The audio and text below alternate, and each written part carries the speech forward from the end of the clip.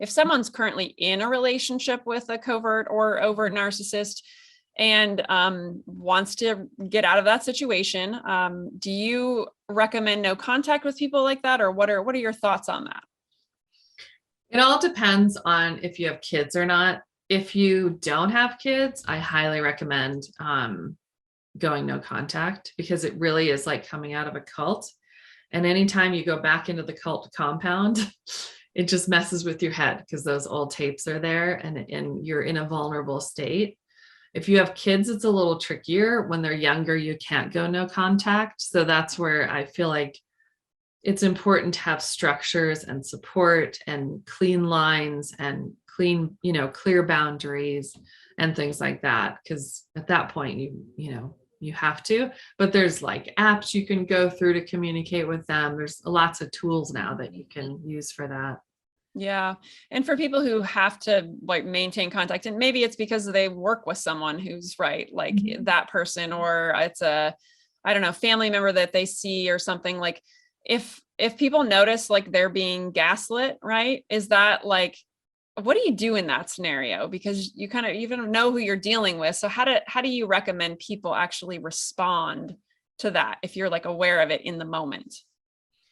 Yeah, I think it's hard to know without an example, but I'll kind of throw out like a couple scenarios. Like, let's say you have a grandparent or a parent, you're an adult and you're visiting someone for Christmas, and they often gaslight you. I would say a couple things. Just don't be surprised. Like, prepare yourself. This will probably happen, because I do this all the time. I think we all do. Like, we know our family members have behaviors, but every time we're still surprised.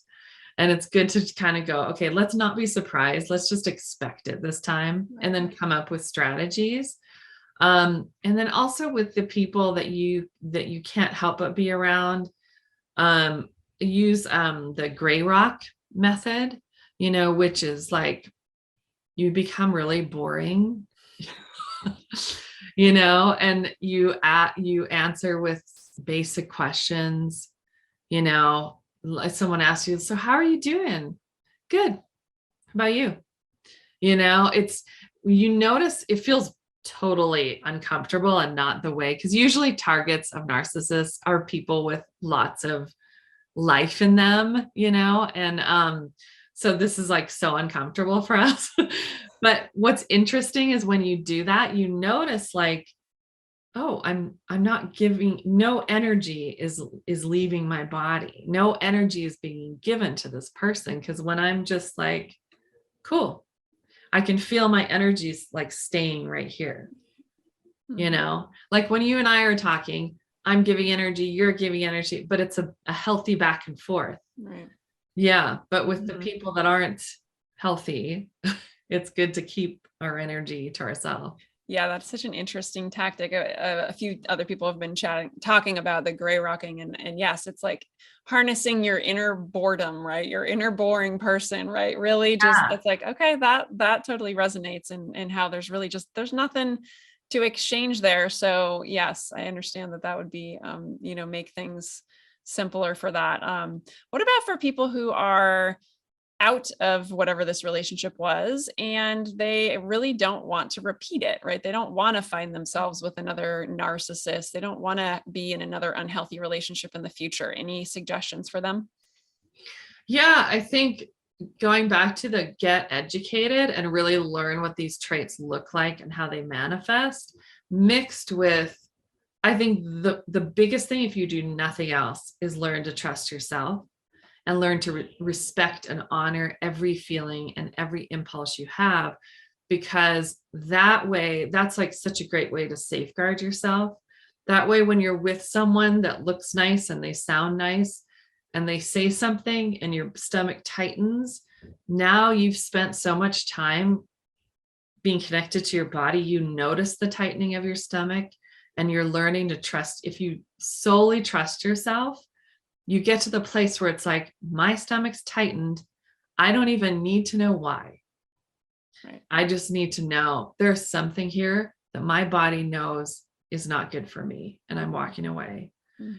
So because we end up rationalizing so much and excusing so much behavior that we really need to develop that core strength, inner strength, and that connection with ourselves.